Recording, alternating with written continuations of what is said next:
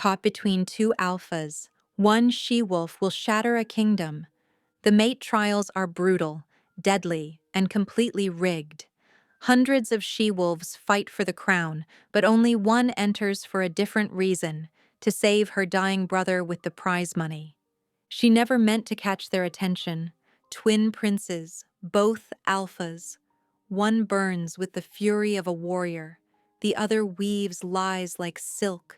Brothers who've hated each other for years, until they see her.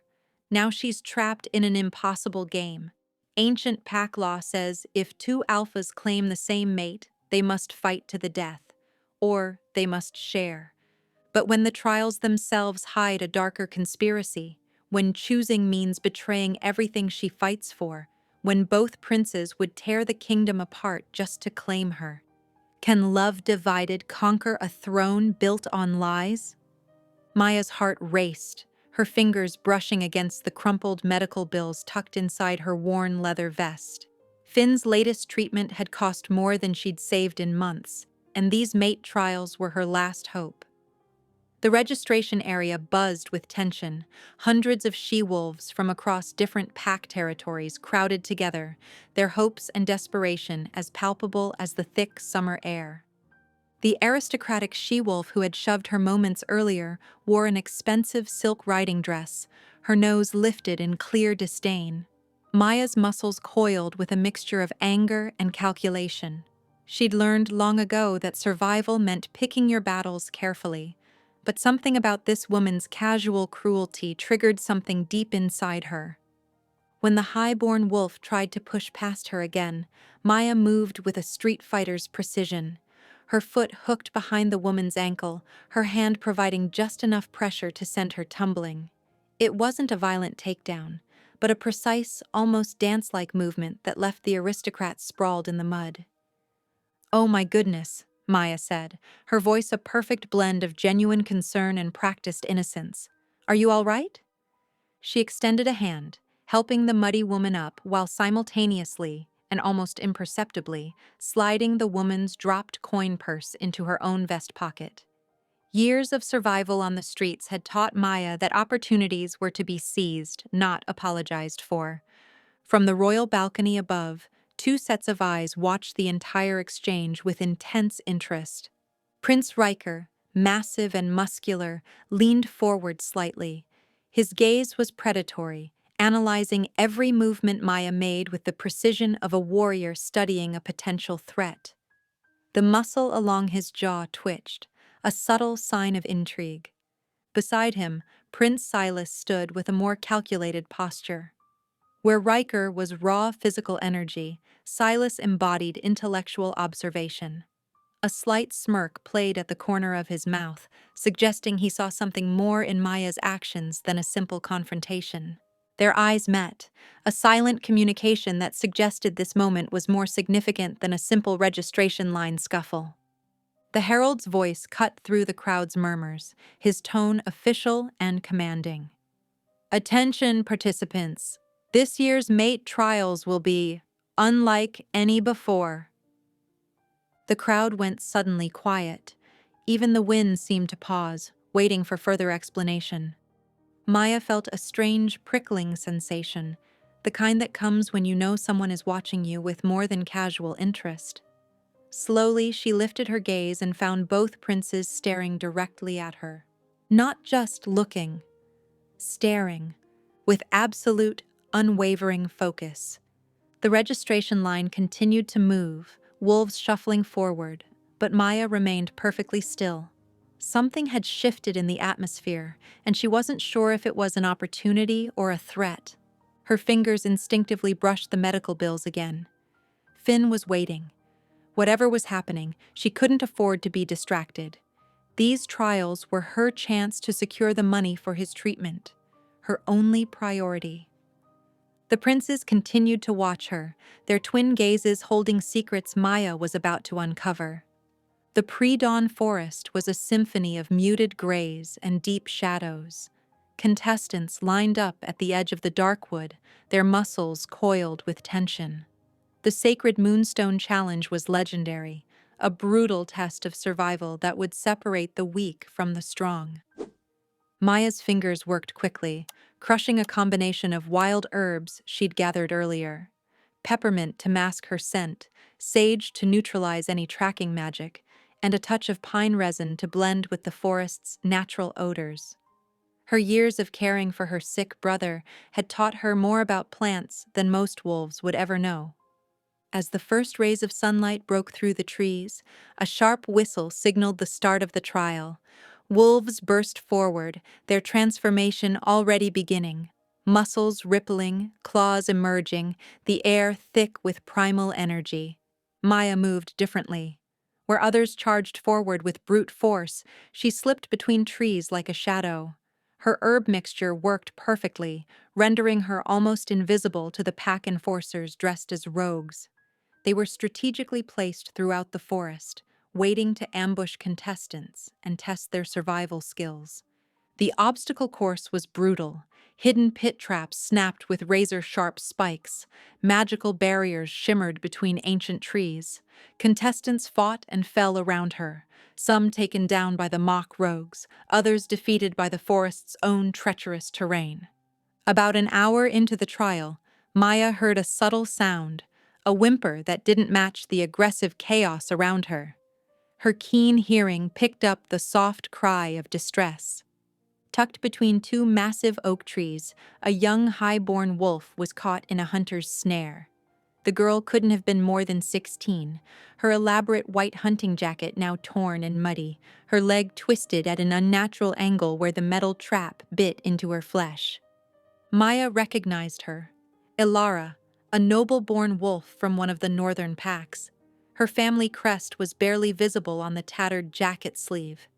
3 rogue enforcers were closing in. Maya knew what the smart choice was: continue her own trial, secure the moonstone, win the prize money for Finn's treatment. Every moment spent helping Ilara was a moment lost, potentially sacrificing everything she'd come here to achieve. But something in the girl's terrified eyes spoke to Maya's core. "Damn it," she muttered, changing course. The enforcers were skilled, moving with predatory precision. Maya would have to be smarter, not stronger. She reached into her pack, pulling out a small pouch of dried wolfsbane, a dangerous herb that could temporarily disorient wolf senses. In one fluid motion, she crushed the herbs and blew them into the wind. The enforcers immediately became disoriented, their enhanced senses overwhelmed by the powerful plant. "Hold still," Maya whispered to Ilara, working quickly to release the metal trap. Her fingers, calloused from years of hard work, moved with surprising gentleness. Ilara looked up, a mix of fear and confusion in her eyes. Why are you helping me?" Maya didn't answer immediately. She was already calculating how much time she'd lost, how this would impact her chances of winning the trial. From a hidden observation point deep in the forest, Prince Silas watched through high-powered magical binoculars. His aide stood silently beside him, waiting for commentary. "Interesting," Silas murmured, a slight smile playing at the corner of his mouth. "A wolf who plays by different rules." The trial continued, the forest alive with the sounds of struggle and survival. The competitors' barracks buzzed with exhaustion and tension after the first trial. Long wooden benches lined the walls, filled with wolves nursing wounds, comparing strategies, and eyeing each other warily. Maya sat in a quiet corner, her healing skills working meticulously on Ilara's injured leg. Ilara winced as Maya cleaned the wound, her noble breeding showing in her attempt to remain stoic. "You're good at this," she murmured, watching Maya's careful movements. "Years of practice," Maya responded curtly, deliberately avoiding any further discussion about her background. Her fingers moved with practiced precision, cleaning the wound and applying a poultice of healing herbs she'd prepared earlier. The barracks held nearly 50 wolves, some sleeping, some comparing trial notes, others nursing bruises and cuts from the day's challenge. The air was thick with the metallic scent of blood and the musky undertones of wolf biology. As Maya finished bandaging Alara's leg, a sudden hush fell over the room. The heavy wooden door swung open, and Prince Riker stepped inside. His presence was overwhelming, tall, muscular, radiating an alpha's raw power that made the entire room instinctively straighten. This was unprecedented. Princes never visited the competitor's barracks. Riker moved with calculated precision, his eyes scanning the room. But Maya could feel his gaze lock onto her. Her wolf senses prickled with awareness, a strange tension building between them.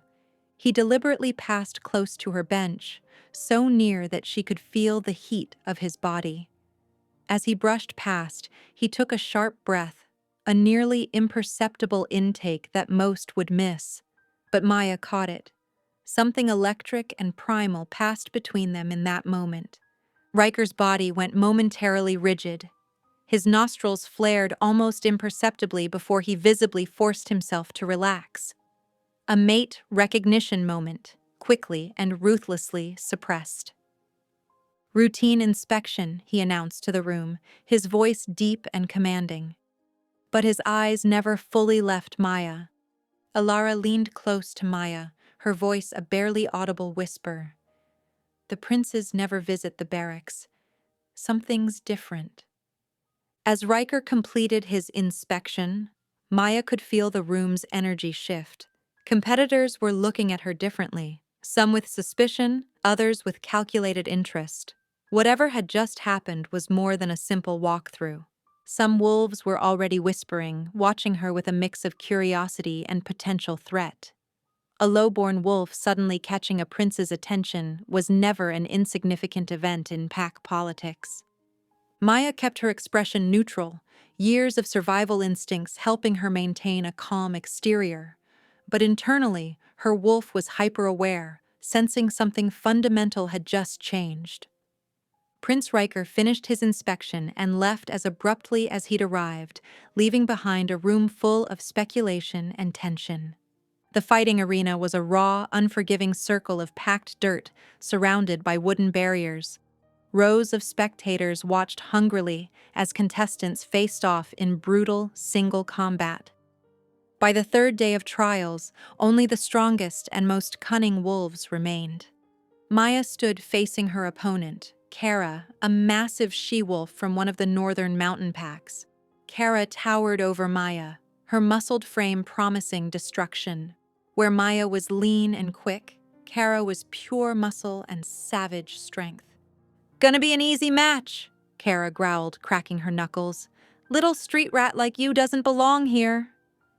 Maya said nothing. Her silence made Kara angrier. The match began with Kara charging like a battering ram. Maya ducked and rolled, using her smaller size to avoid the first crushing blow. But Kara was faster than she looked. A backhand caught Maya's shoulder, sending her spinning across the dirt. Pain erupted. Maya tasted blood. For a moment, everything felt hopeless. Kara looked unstoppable, and Maya could see the crowd's expectations.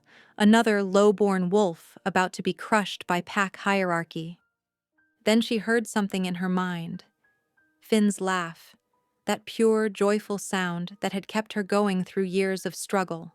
Her brother's unwavering belief in her. Something shifted inside Maya.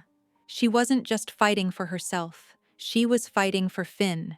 For every wolf who'd been told they weren't good enough. Every wolf who'd been pushed aside and underestimated. Kara charged again. But this time, Maya was ready.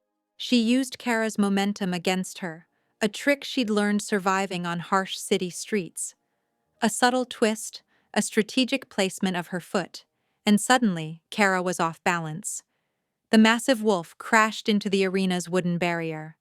Before Kara could recover, Maya was on her, not with brute strength, but with precise, calculated strikes.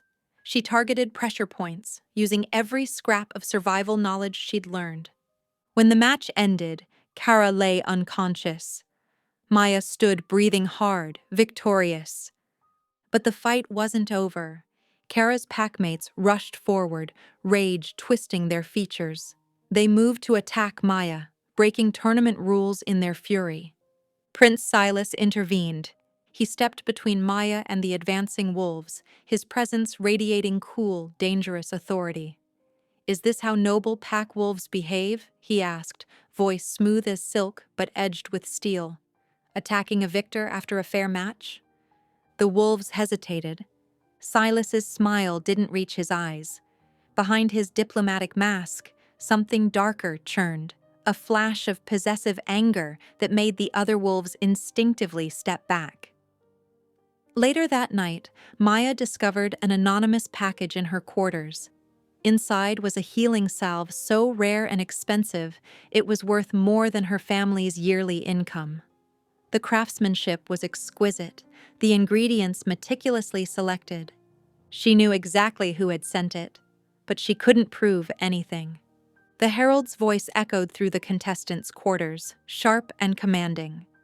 "Due to heightened security concerns, all remaining trial participants will be relocated to the royal palace immediately." Maya's fingers froze while packing her few belongings. A relocation wasn't just a change of location, it was a complete upheaval of everything she'd known during the trials. Her small canvas bag contained her most precious items: a worn photograph of her parents, Finn's medical records, and the few coins she'd carefully saved. Each item represented survival, hope, and the desperate dream of winning the trial's prize money. As she folded her last shirt, hushed voices drifted through the thin walls. Two council members, obviously unaware of how sound carried, spoke in urgent whispers.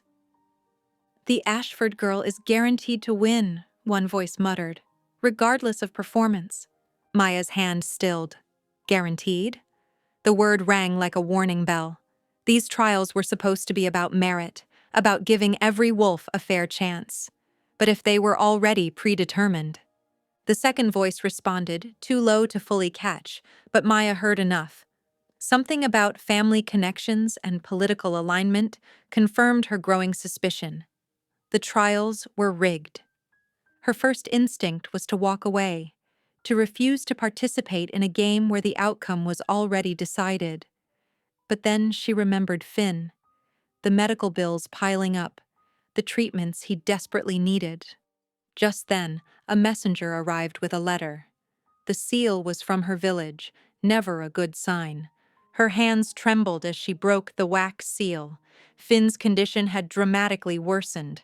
The local healer's note was brutally direct. Without advanced treatment, he might not survive another month.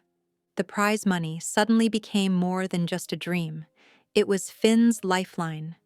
Outside, the palace transport waited.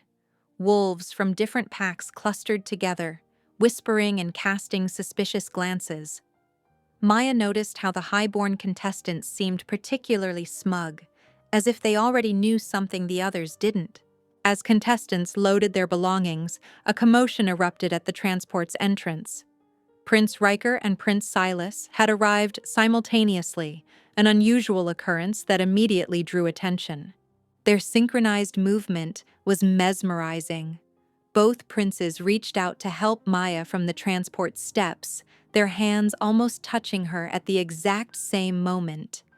The crowd went silent. Riker's touch was firm, commanding. Silas was equally precise but carried a different energy, more calculated, less aggressive. Maya found herself suspended between two powerful wolves, each claiming a piece of her space. Whispers erupted around them. "Did you see that? Both princes? What does it mean?" Maya felt exposed, like a prize being contested. She knew enough about pack dynamics to understand this wasn't a casual moment.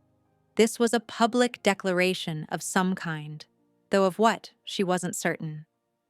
The prince's eyes met over her head. Something unspoken passed between them. A challenge, a recognition, a shared understanding that excluded everyone else. Maya cleared her throat, breaking the spell. "I can manage myself," she said quietly. Neither prince seemed to hear her, or if they did, they chose to ignore her declaration of independence. The crowd continued to watch, transfixed by this unexpected drama unfolding before them. The royal palace was a labyrinth of unspoken rules and silent judgments.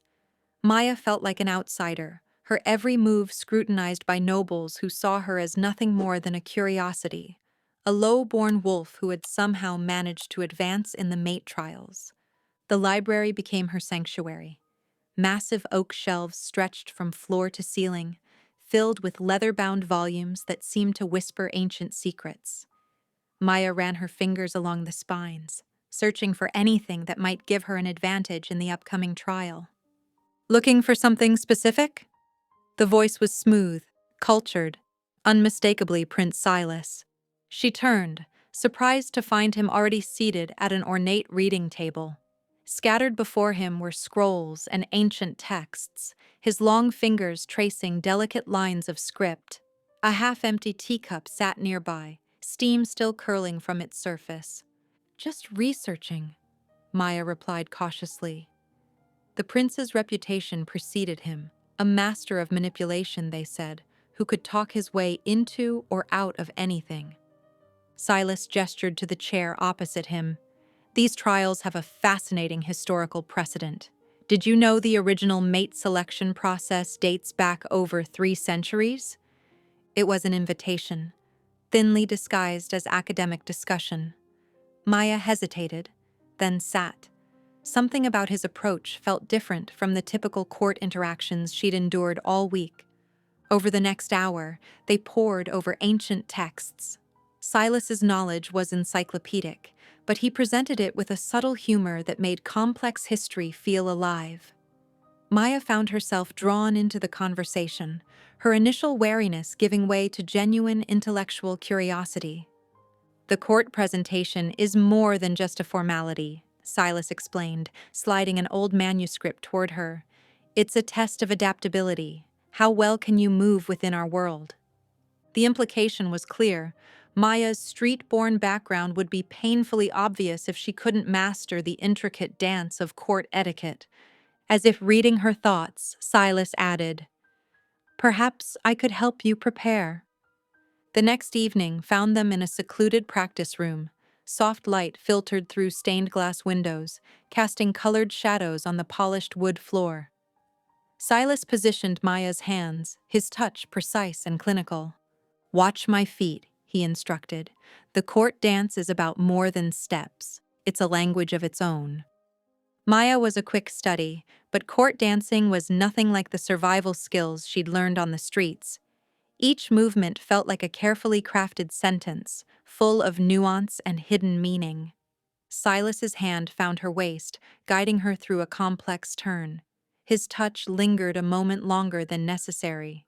Maya caught a flash of something beneath his carefully constructed facade. Hunger, vulnerability, something raw and unexpected. "Why are you helping me?" she asked suddenly. The prince's smile was immediate, a practiced deflection. "Can't a man simply be interested in ensuring fair competition?" But Maya had learned to read people. The smile didn't reach his eyes. Their dance continued, a delicate negotiation of movement and intention. With each step, Maya felt she was learning more than just a dance. She was decoding a complex political language she'd never understood before. As they moved together, the library's ancient texts seemed to watch. Centuries of pack history compressed into this moment, a low-born wolf and a royal prince, spinning a story neither fully understood. The mock crisis scenario unfolded like a carefully choreographed nightmare. Maya stood at the center of her assigned group, 10 wolves watching her with a mixture of skepticism and barely concealed doubt. The forest clearing became their battlefield, mist curling around pine trees like spectral fingers. Judges watched from hidden observation points, their clipboards and stern expressions making it clear that this trial was about more than simple survival. Leadership meant reading people, anticipating threats, and making split-second decisions that could mean life or death. The first sounds of the simulated rogue attack came as distant wolf howls, purposely designed to create panic. Maya recognized the psychological warfare immediately. Half her team looked ready to scatter, their wolves rising beneath their skin in fearful response. "Hold position," Maya commanded, her voice cutting through the rising tension. "They want us to break formation." Her strategy was unconventional. Instead of preparing for a direct confrontation, she began organizing defensive positions that used the terrain.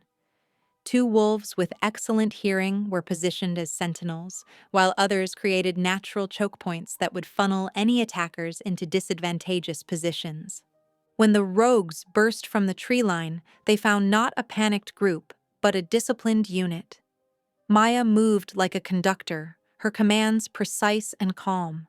She didn't just lead, she anticipated, redirecting her team's energy with a combination of tactical positioning and psychological reassurance. Prince Riker watched from a partially concealed observation point, his massive frame rigid with tension. Something about Maya's approach was unlike anything he'd seen in traditional pack leadership training. She wasn't trying to dominate through pure strength, but through intelligent adaptation. The simulation intensified. 3 rogues cornered Maya, their movements designed to test her individual combat and leadership skills. Most contestants would have called for backup or fought directly. Maya did something unexpected. She spoke to them. "You're trying to create a breach in our defenses," she said, her voice steady. "But that's exactly what your actual target wants." The rogues hesitated, a momentary crack in their aggressive performance. Maya used that moment to create a tactical advantage, drawing them into a position that exposed them to her team's defensive line. Riker's wolf surged beneath his skin. Every protective instinct screamed to intervene, to shield her from potential harm. But professional protocol demanded observation. His hands gripped the observation platform's railing, knuckles white. When the simulation concluded, Maya's group had not just survived, but demonstrated a level of strategic thinking that impressed even the most cynical judges. Her approach combined street-smart survival skills with an intuitive understanding of pack dynamics that transcended traditional training. As contestants were dismissed, Riker waited. His opportunity came in a secluded palace alcove where marble columns and rich tapestries provided privacy. Maya rounded a corner and found herself suddenly enclosed by his massive frame. The alcove felt smaller, charged with an electric tension that had nothing to do with the trial's aftermath. "You're making enemies," Riker said, his voice a low rumble that seemed to vibrate through the stone walls. "Success like yours doesn't come without consequences in our world." His wolf eyes, more gold than human brown, betrayed something deeper than a simple warning. Concern flickered beneath his stern exterior, a protective instinct he was struggling to suppress. Maya met his gaze directly, refusing to be intimidated. "I'm not here to make friends. I'm here to save my brother." Riker took a step closer, close enough that she could feel the heat radiating from his body. Close enough that her wolf recognized something profound shifting between them. The grand dining hall gleamed with royal opulence, crystal chandeliers casting soft light over polished silverware and meticulously arranged place settings. Royal protocol dictated a formal dinner where the remaining mate trial contestants would be evaluated not just by their performance, but by their ability to navigate complex social interactions. Prince Silas moved first. With calculated grace, he approached Maya's table, his charm weaponized into a disarming smile. "Miss Blackwood," he said, his voice smooth as silk, "would you do me the honor of joining the royal table?" Before she could respond, Prince Riker stepped forward. His approach was more direct, less rehearsed. "Maya," he said, the intimate use of her name causing a ripple of whispers through the hall. "Our table has an open seat." The hall fell silent. Every wolf present recognized this was more than a simple dinner invitation. This was a public declaration of intent. 2 of the most powerful alphas in the pack were simultaneously claiming the same woman. Maya, well aware of the spectacle, made a choice that surprised everyone.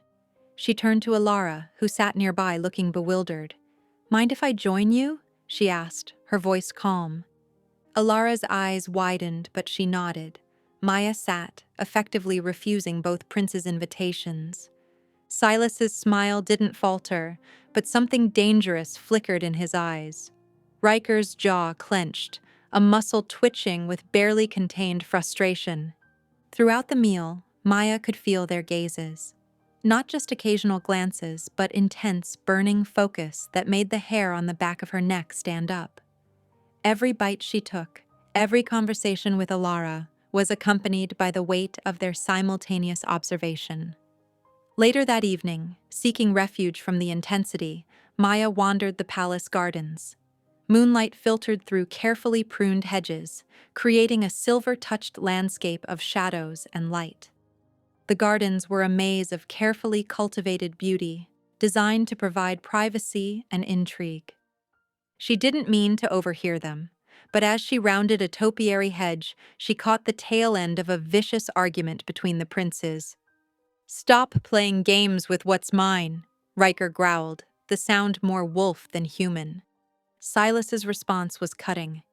"You wouldn't know what to do with a mate beyond locking her in a tower. She needs strategy, not brute force." Their argument escalated quickly. The princes began to shift, not fully, but partially. Hands becoming claws, eyes shifting to pure wolf gold, muscles expanding beneath their formal attire. They were seconds away from a full confrontation that would tear the garden, and potentially the pack, apart. And then Maya's scent reached them. Instantly, both wolves calmed. Their partial shifts receded. They turned toward her with a synchronized movement that was both predatory and protective, their eyes locked on her with identical intensity. The fourth trial dawned with an air of electric anticipation. Contestants gathered in the training grounds, a massive circular arena surrounded by ancient stone walls etched with protective runes. Magical ability testing was notorious for weeding out the weak, and Maya knew she was vulnerable. Her hands trembled slightly as the first candidates demonstrated their wolf magic. Some conjured protective shields that shimmered like heat waves. Others summoned small elemental manifestations, sparks of fire dancing between their fingertips or wisps of wind curling around their arms. When Maya's turn came, she stepped forward with a sense of impending failure. The head judge, a stern-faced elder wolf with silver streaks in her midnight black hair, watched her with calculating eyes. Maya closed her eyes, trying to reach for the magical energy she knew lived somewhere deep inside her. But nothing happened. No spark, no whisper of power, just silence. The judge's voice cut through the arena. "Contestant Blackwood, demonstrate your magical ability or be eliminated from the trials." Panic rose in Maya's throat. She thought of Finn, of the medical bills, of everything riding on her success. Her desperation became a tangible thing, pressing against her chest. And then something unexpected happened. Two distinct surges of energy suddenly flooded through her. One was hot, aggressive, a warrior's raw power that felt like molten steel coursing through her veins. Riker's energy. The other was cool, calculated, a strategic current that mapped possibilities like intricate chess moves. Silas's power. Their mate bonds, previously dormant, suddenly blazed to life. Maya's eyes flew open. Instead of her usual powerlessness, raw magical energy erupted from her body. The protective barriers around the training ground, massive stone and magical constructs designed to contain magical outbursts, began to crack and splinter.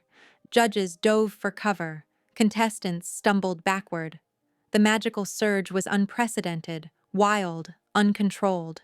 When the energy finally dissipated, Maya stood at the center of a circle of destruction. The protective barriers lay in fragments. Her own body hummed with an energy she'd never felt before. The head judge, who moments ago had been preparing to eliminate Maya, now stared in shocked silence. With no choice but to acknowledge the remarkable display, she nodded curtly. Contestant Blackwood passes. Across the arena, Princes Riker and Silas exchanged a look, troubled, knowing. Something was happening that neither of them had anticipated. The mate bond was growing stronger, and they could feel its pull. Maya waited until the evening's training sessions concluded, her mind still buzzing from the magical display during the trials. The restricted council chambers had haunted her thoughts since overhearing those whispered conversations about rigged outcomes. Using the lock-picking techniques Silas had casually demonstrated during their library meetings, she slipped through the heavy oak doors. The room smelled of old parchment and leather-bound records. Moonlight filtered through stained glass windows, casting colored shadows across intricate maps and sealed documents. Her fingers moved quickly, sorting through files. Years of street survival had taught her to scan documents faster than most nobles could read. Most papers seemed routine: budget reports, territorial dispute records, diplomatic correspondence. Then she found them. The documents were hidden in a sealed folder marked with an obscure council code. Her heart raced as she decoded the markings, a skill she'd learned from watching Silas manipulate information. The truth was worse than she'd imagined. The mate trials weren't just rigged. They were a carefully orchestrated assassination plot. The council had designed the entire tournament to force the twin princes, who had been locked in a decades-long power struggle, into a final, fatal confrontation. Whichever prince survived would be weakened, allowing the council to claim regency and true political control. Impressive reading skills for someone uninvited. The cold voice made Maya freeze. Counselor Aldrich stood in the doorway, his aged face a mask of calculated calm. "How did you—" Maya started. "I always know what happens in my chambers," Aldrich interrupted, stepping closer. His wolf's energy felt like ice sliding across her skin. "Quite a discovery you've made." Maya's hand instinctively went to her side, where she kept a small knife. Aldrich's laugh was dry, brittle. "I wouldn't," he said softly. "Not if you want your brother to live." He produced a medical file, Finn's complete treatment records. Maya's breath caught. "I control every aspect of his treatment," Aldrich continued. "One word from me, and he receives nothing.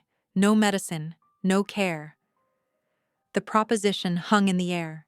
Throw the next trial. Ensure she doesn't win.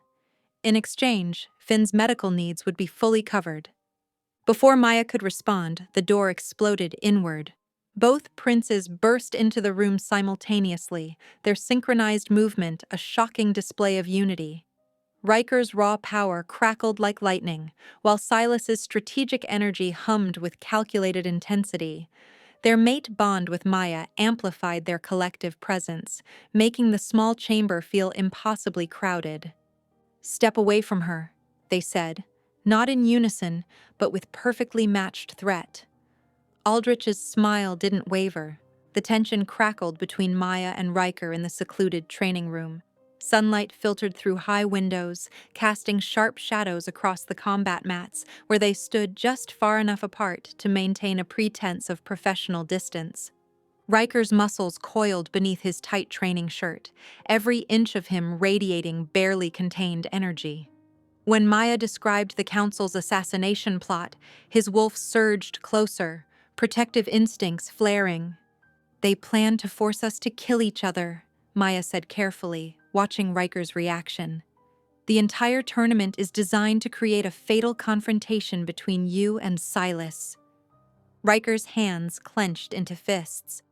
"A warrior's worst nightmare," he growled, using pack tradition as a weapon to eliminate bloodlines. His gaze burned into her, wolf and human both struggling against the mate bond's raw pull. Maya could feel the heat of his desire, not just sexual, but a primal need to protect, to claim, to unite. "We can't bond," Maya reminded him, though her body screamed otherwise. "Not until I secure the prize money for Finn's treatment." Riker's jaw tightened. Strategic warfare was Silas's domain, not his. But something in Maya's determined expression sparked a tactical fire in his warrior's heart. She wasn't asking for protection. She was recruiting an ally. I'll need the physical evidence, he said finally. Something the council can't deny or manipulate. When their fingers brushed as she handed over the copied documents, electricity sparked between them. Riker's wolf growled, a sound of frustration and desperate longing. The meeting with Silas felt entirely different. The Royal Library's soft lamplight created intimate shadows around them. Silas leaned against an antique reading desk, his posture casual but every movement calculated. When Maya shared the financial records revealing years of council embezzlement, his smile transformed from charming to predatory. Fascinating, Silas murmured, scanning the documents. They've been skimming resources for generations. His fingers traced the financial columns, each movement precise. Maya watched, fascinated by how quickly his political mind began dismantling the council's carefully constructed facade. This isn't just corruption, Silas said softly. This is systematic oppression. Their proximity made breathing difficult. Maya was achingly aware of how close they stood, of the complex magic humming between them. Silas's mental bond pushed against her consciousness, not invasive, but definitely present. We can't bond, Maya repeated, though her resolve felt paper-thin. Silas's laugh was soft, dangerous. Not yet. The sexual tension felt like a physical weight. Both princes wanted, no, needed, to complete the mate bond. But Maya remained focused. The prize money, exposing the council, saving Finn. Her brothers would not become collateral damage in pack politics. The grand arena buzzed with nervous anticipation. Contestants from across the wolf territories stood in formation, their muscles tense as the herald stepped forward to announce the fifth trials challenge. Contestants! His voice echoed across the stone amphitheater. This trial tests the most sacred of wolf pack values, loyalty. Each competitor must select a noble champion to represent them in ritual combat. Maya's heart raced. Around her, other contestants began scanning the royal balconies, looking for potential champions from powerful bloodlines. Most seemed uncertain, their eyes darting nervously. Before anyone could move, two figures stepped forward simultaneously. Prince Riker, dressed in traditional warrior's attire that emphasized his muscular frame, took one deliberate step into the arena. His stance was pure combat readiness, shoulders squared, chin lifted in challenge. At the exact same moment, Prince Silas emerged from the opposite side. Where Riker radiated raw physical power, Silas moved with calculated grace. His deep royal blue tunic was pressed perfectly, his movements precise and controlled. The entire court drew a collective breath. Both princes were staring directly at Maya. The law was clear: a contestant could only have one champion. Choosing between the twin princes would create an instant political powder keg. One would be elevated, the other humiliated. The potential for pack conflict was enormous. Maya felt the weight of hundreds of eyes upon her. Contestants whispered. Noble families leaned forward. The council members exchanged significant glances. But Maya remembered something her brother Finn had always told her. Rules are just suggestions if you're clever enough. She stepped forward, her voice clear and strong. I invoke the ancient right of split loyalty. A shocked murmur swept through the arena. The herald looked momentarily confused. An elder counselor half rose from his seat, then slowly sat back down. By the old blood laws, Maya continued, her voice gaining strength, I name both Prince Riker and Prince Silas as my champions. They must fight together, as one, or I forfeit my right to compete. The silence was thunderous. Prince Silas's lips curved into the barest hint of a smile. Prince Riker's eyes gleamed with something between anger and admiration. The combat arena transformed around them. Magical barriers shimmered into place. Holographic terrain materialized, a complex landscape of rocky terrain, narrow passages, and strategic high ground. The battle would test not just individual combat skills, but the ability to coordinate, communicate, and defend as a unified force. Riker and Silas exchanged a look. For the first time in years, something unspoken passed between them. A recognition, a shared purpose. Their fighting styles were dramatically different. Riker moved like a storm, all aggressive power and direct strikes. Silas was a tactician, using misdirection and calculated movements. Yet as the trial commenced, something extraordinary happened. They began to move in perfect synchronization. The celebration hall gleamed with crystal chandeliers and polished marble floors. Maya stood at the edge of the dance floor, her simple emerald gown a stark contrast to the elaborate court attire surrounding her. The music swelled, a traditional wolf-pack waltz that demanded precise movement and even more precise social navigation. Prince Riker approached first, his hand extended, rough and calloused from warrior training. "My dance," he said, not asked. His voice was a low rumble that sent shivers down Maya's spine. She placed her hand in his, feeling the immediate electric connection of their nascent mate bond. Riker's grip was firm, but not bruising, guiding her into the first steps with surprising grace for someone who seemed more comfortable in battle armor than ballroom attire. His body radiated heat. Each turn brought her closer, then pulled her away in a precise choreography that felt more like a carefully controlled hunt than a dance. Maya could feel the barely restrained power in his muscles, the way his wolf simmered just beneath his skin. "You continue to surprise us," Riker murmured close to her ear. "The council didn't anticipate you." Before she could respond, the music shifted. Prince Silas appeared, smoothly cutting in with a practiced nobleman's smile. Where Riker was raw power, Silas was pure, calculated charm. "May I?" he asked, already guiding her away from Riker with a politician's effortless grace. Silas's hand settled on her waist, his touch lighter, but no less possessive. His fingers traced intricate patterns that seemed to send tiny sparks of magical energy dancing across her skin. Each movement was a carefully choreographed strategy, just like everything else he did. "Clever girl," Silas whispered, his breath warm against her neck, "forcing us to work together. The council is furious." The dance became a game. Riker and Silas traded her between them, each dance growing more intense. Riker's passionate, direct movements contrasted with Silas's seductive, strategic turns.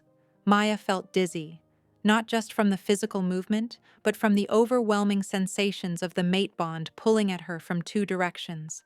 Her body burned. Magic crackled just beneath her skin.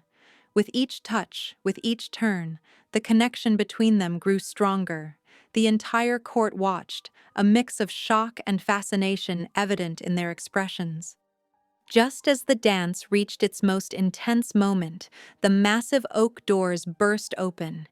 Ilara ran in, her face pale with terror. "Maya!" she cried, her voice breaking. "Riders from your village! Finn!" Maya's world tilted. "What about Finn?"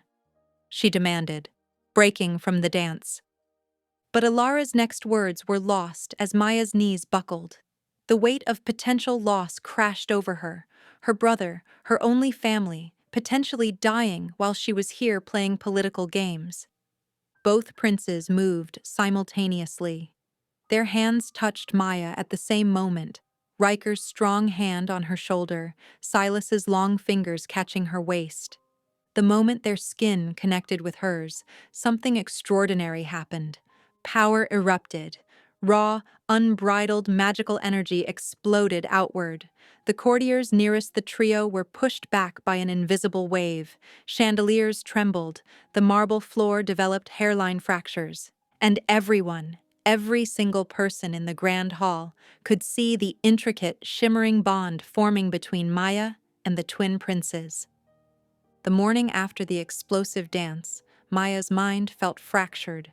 Finn's potential fate weighed heavily on her, while the twin princes' emotions bled through their nascent bond. Riker's hot, protective fury and Silas's cold, calculating concern swirled inside her like a tempest. The hunt began at dawn. 5 contestants stood at the forest's edge, their wolves restless and eager. Maya's senses were different now. Where she once relied on learned survival skills, she now felt an unprecedented awareness. The prince's magic hummed beneath her skin, amplifying her every perception. Her breath came in sharp, controlled bursts. She could smell the magical stag, not just its scent, but its essence. Ancient magic, wounded magic. Something was wrong.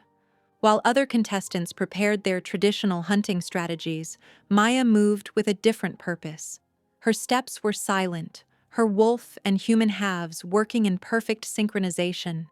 The forest seemed to part for her, branches bending slightly, moss cushioning her footfalls. The first hint of trouble came from a metallic undertone in the stag's magical signature: poison, deliberate and precise. She found the creature in a small clearing, its magnificent antlers dulled, its breathing labored. This was no ordinary hunt. This was a setup. The stag's eyes met hers, ancient and knowing. It wasn't just an animal. It was a forest spirit trapped in a physical form, and someone had deliberately weakened it. Maya's healing instincts, enhanced by her connection to Riker's raw power and Silas's strategic magic, surged forward. Her hands began to glow with an unexpected emerald light, a combination of her latent abilities and the prince's magical influence. She knelt beside the creature, her touch gentle. The poison was complex, designed to kill slowly, to ensure the hunt's predetermined outcome. Whoever had crafted this spell wanted a specific contestant to win by finding an already dying stag. Her fingers traced intricate patterns, drawing the toxin out. Each pull sent waves of pain through her body, but she remained focused. The prince's magic supported her, Riker's strength preventing her from collapsing, Silas's precision guiding her healing technique. Sweat beaded on her forehead.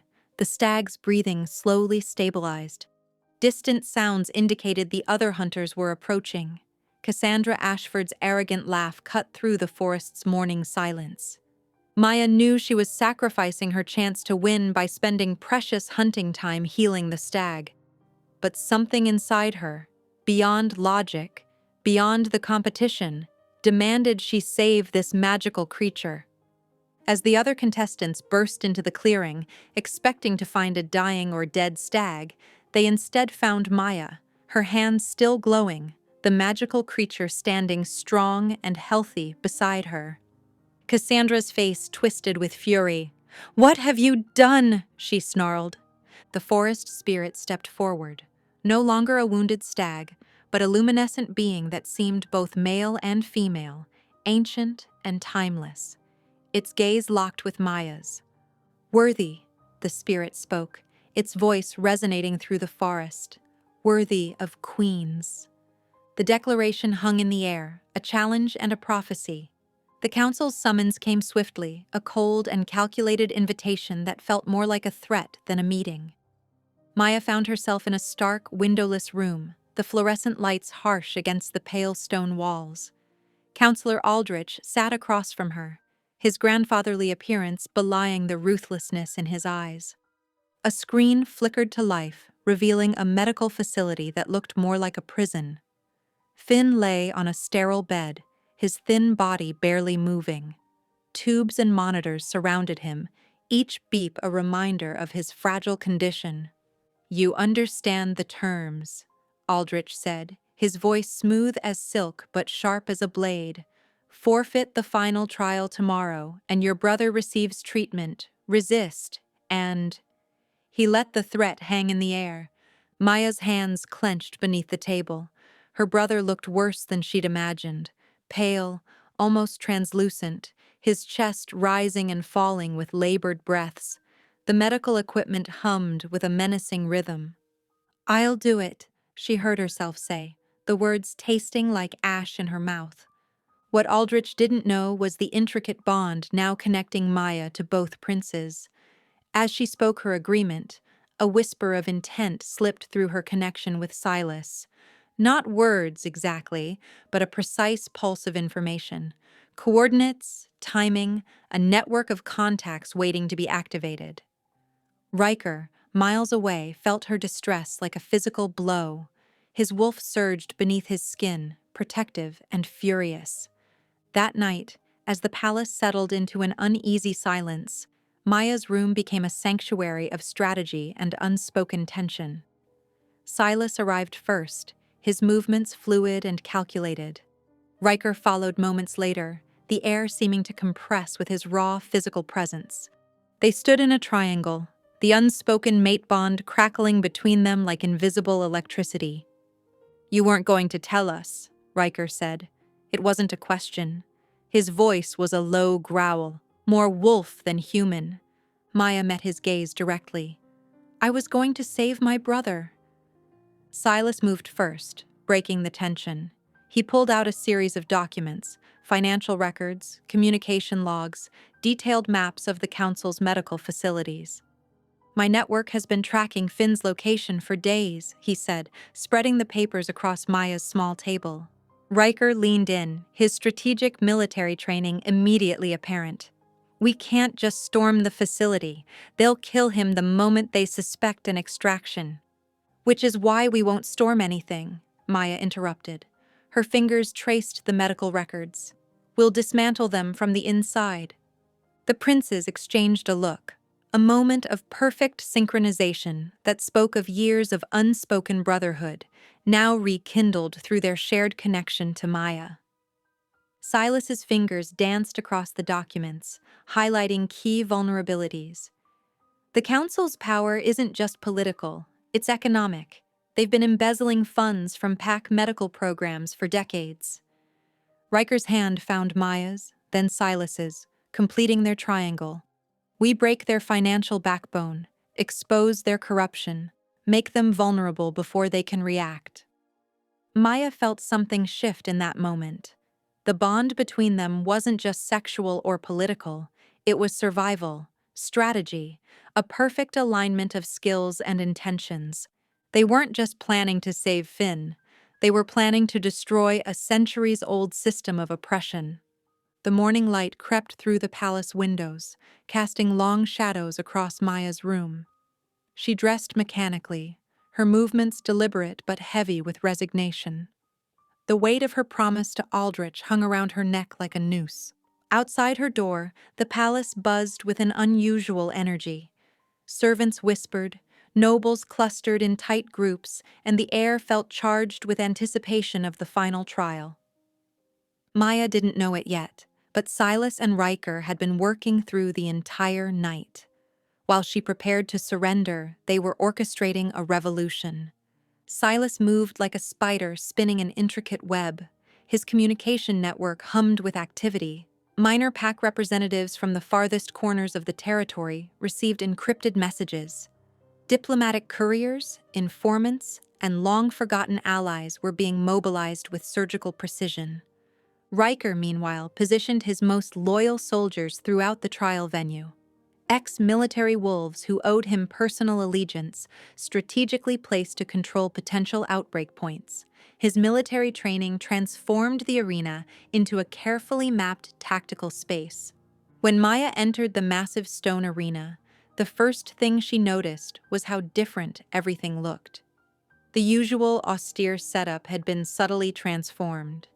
Representatives from smaller PACs sat in sections that were typically reserved for high nobility. Their presence was unexpected, their expressions a mixture of curiosity and quiet determination. Prince Silas stood to one side, looking impeccable in a tailored dark suit that seemed both formal and dangerous. His smile was razor-thin, holding the promise of something momentous. Prince Riker occupied the other side, his muscular frame radiating controlled tension. Unlike Silas's political polish, Riker looked like a warrior prepared for battle, which, in many ways, he was. The herald began the traditional opening for the final trial, his voice echoing through the massive stone arena. Contestants, prepare for the final challenge that will determine. Maya stepped forward. Her movement was unexpected. Instead of looking defeated, she carried herself with a newfound strength. The arena went silent. "I invoke my right to speak," she declared, her voice carrying clearly through the massive space. The herald looked momentarily confused. Protocol didn't exactly cover this scenario. Silas gave the subtlest of nods. Riker's hand rested near a signal device, ready to activate their carefully prepared plan.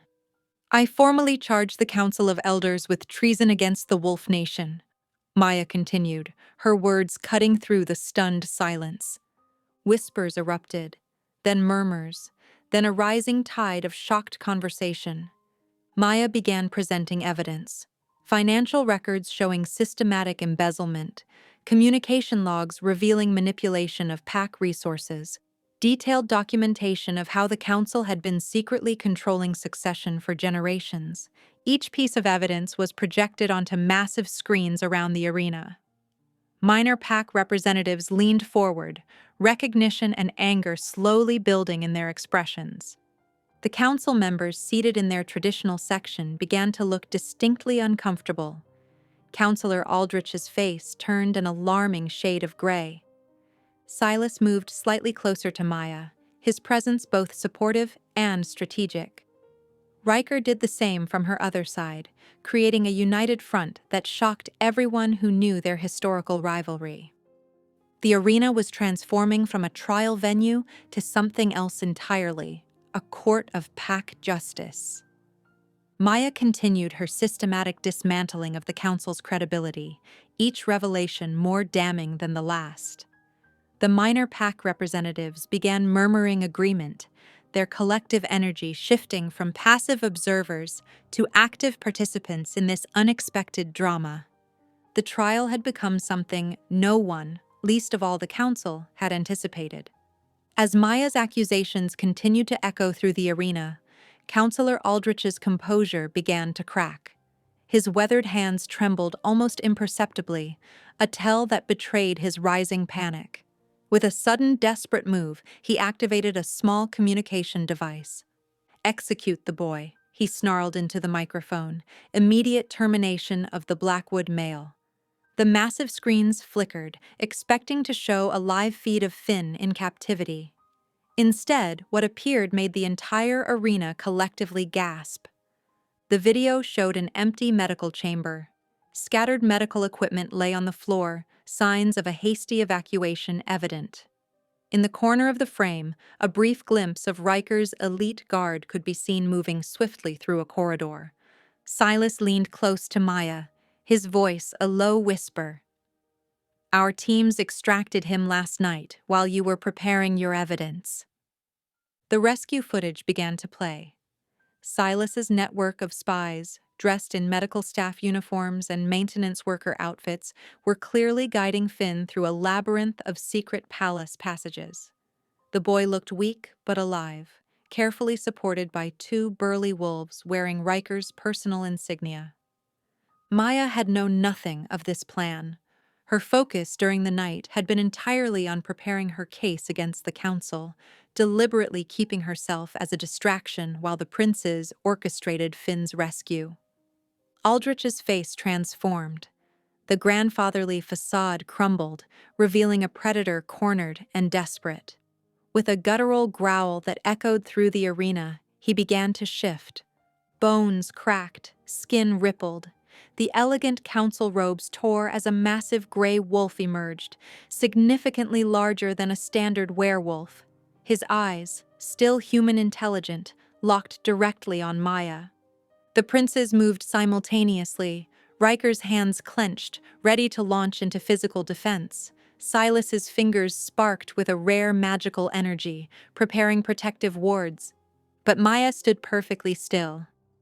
The mate bonds that connected her to both princes, once fragile and tentative, now hummed with raw, unbridled power. Where moments before she might have needed protection, now she radiated a calm, dangerous energy. Aldrich lunged, His massive wolf form was designed to intimidate, to crush opposition through sheer physical superiority. Decades of political manipulation had made him believe he was untouchable. Maya didn't move backward. Instead, she stepped forward. The energy around her began to shift, not just her own, but the combined power of her bonds with Riker and Silas. Riker's warrior strength, Silas's strategic magic, her own emerging abilities. When Aldrich was mere feet away, Maya raised one hand. A shimmering barrier of pure energy erupted around her. Not a defensive shield, but an offensive weapon crafted from the triumvirate bond. The wolves closest to her felt the raw power, a combination of protection, strategy, and primal force that defied traditional pack magic. Aldrich's leap was intercepted mid-air. The princes moved in perfect synchronization. Riker's combat training allowed him to predict and intercept the other council members' potential interventions. Silas's magical barriers prevented any external interference. Maya's confrontation with Aldrich became a dance of power, unlike anything the ancient wolf nation had ever witnessed. Her hands moved with a precision that combined martial skill with newfound magical ability. Each strike was calculated, each movement backed by the combined strength of her mate bonds. The arena watched, transfixed. Aldrich, for the first time in 40 years of political manipulation, looked genuinely afraid. As the dust settled from Aldrich's defeat, a hushed silence fell over the arena. The assembled pack members, nobles, warriors, and commoners alike, stared at Maya, Riker, and Silas with a mixture of shock and curiosity. An ancient rustling sound drew everyone's attention. The forest spirit from the previous trial's magical moment materialized, no longer a stag, but a shimmering humanoid figure composed of intertwining leaves, bark, and moonlight. Its presence commanded immediate respect, silencing the growing murmurs. "The bond you witness is no accident," the spirit's voice resonated, neither male nor female, but carrying the weight of centuries. These twins were always meant to be united, not divided. The spirit's gaze swept across the arena, revealing truths long hidden. The council's greatest weapon was not their political machinations, but their ability to nurture the princes' division. By encouraging their rivalry, they ensured neither would grow strong enough to challenge their control. Riker's hand unconsciously found Silas's, their fingers intertwining, a gesture that would have been impossible mere weeks ago. The gesture spoke volumes about the transformation their relationship had undergone. Traditionalist wolves began to protest. An elder from the northern mountains stood, his weathered face twisted with disapproval. "A three-way bond? This violates every sacred tradition of our pack." Before anyone could respond, a new voice cut through the tension. Finn, looking pale but determined, was being supported by two medical attendants. His entrance drew immediate attention. "Traditions that harm are not traditions worth keeping," Finn said, his voice surprisingly strong. Despite his chronic illness, he radiated a quiet conviction that silenced the murmurs. He spoke of Maya, not as a potential queen or a trial contestant, but as a sister who had sacrificed everything to keep him alive. He described the years of struggle, of watching her work multiple jobs, steal when necessary, and never compromise her fundamental humanity. "My sister didn't just survive," Finn declared. "She created possibility where none existed. Isn't that what true leadership does?" The forest spirit nodded, a gesture that seemed to validate Finn's words.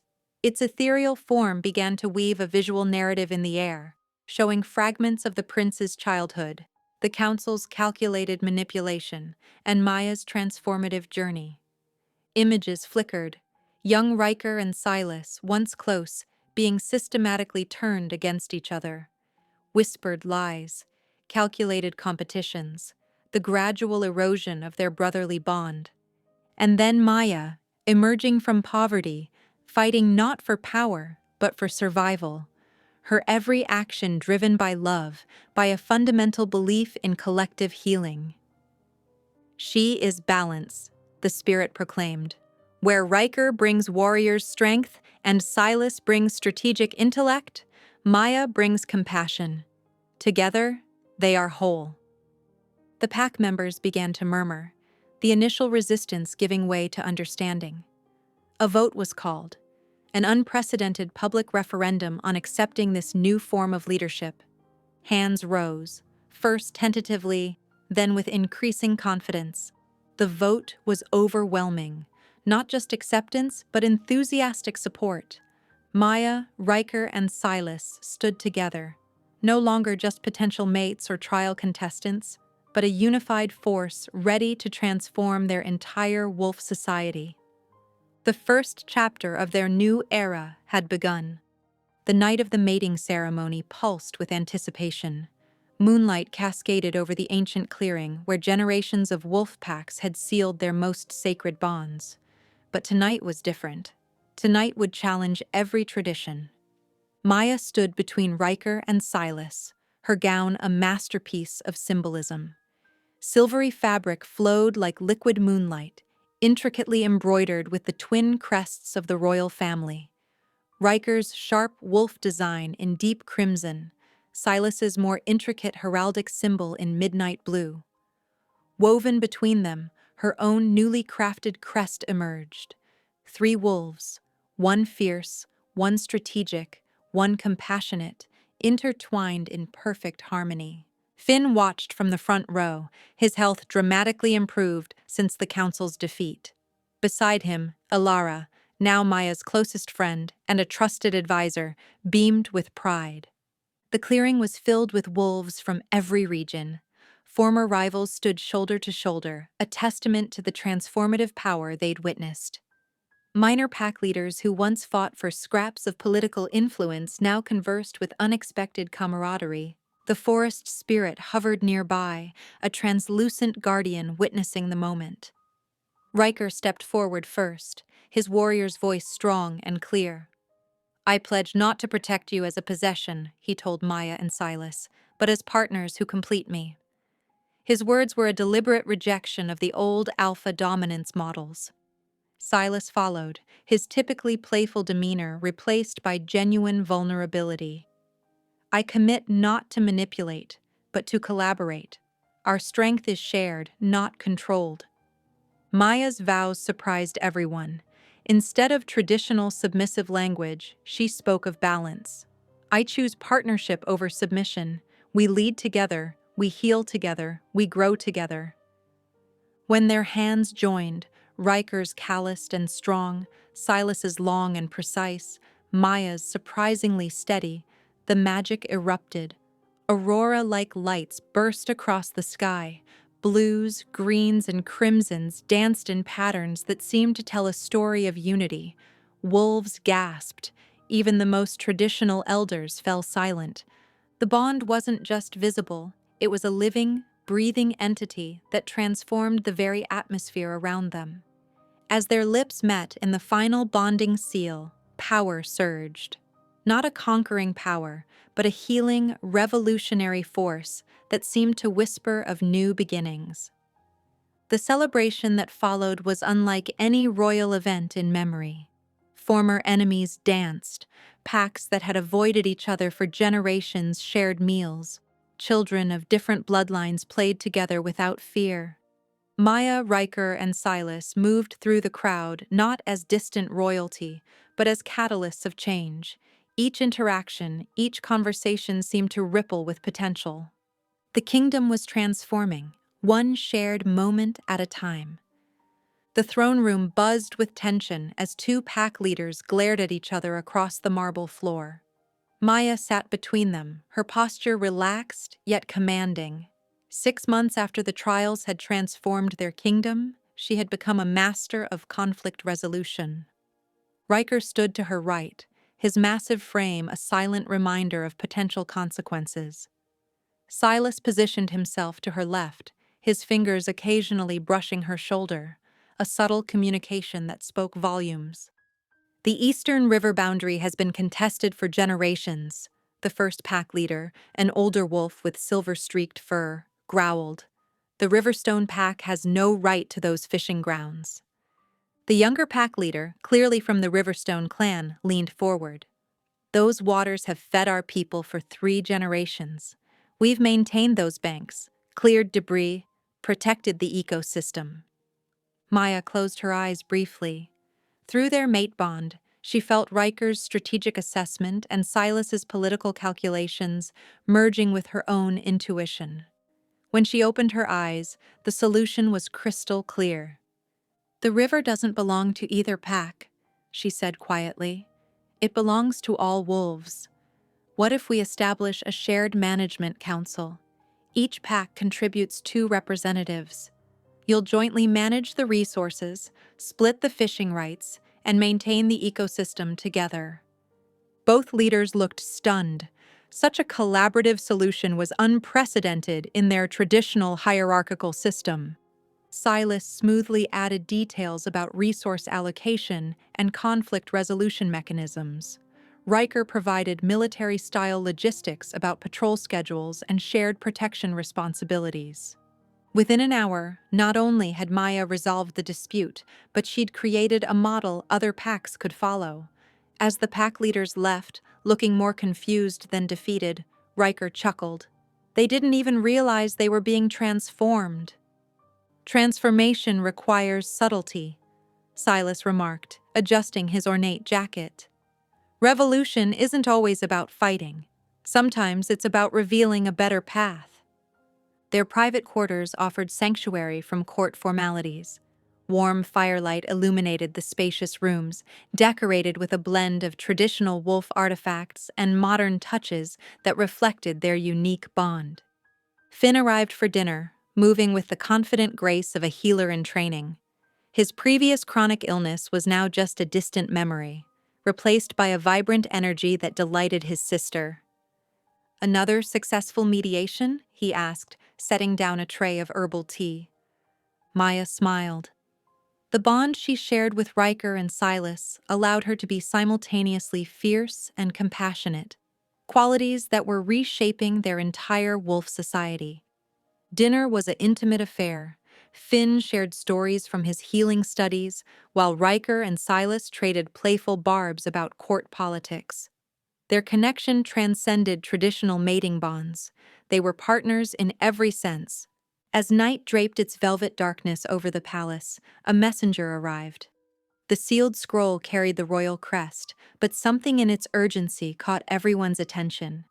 More packs were requesting to join their alliance. Their revolutionary approach to governance was spreading like wildfire through wolf territories. Maya, Riker, and Silas exchanged a look, a complex communication that required no words. Their fight against outdated systems was far from over, but they were united. Together, they would continue transforming their world.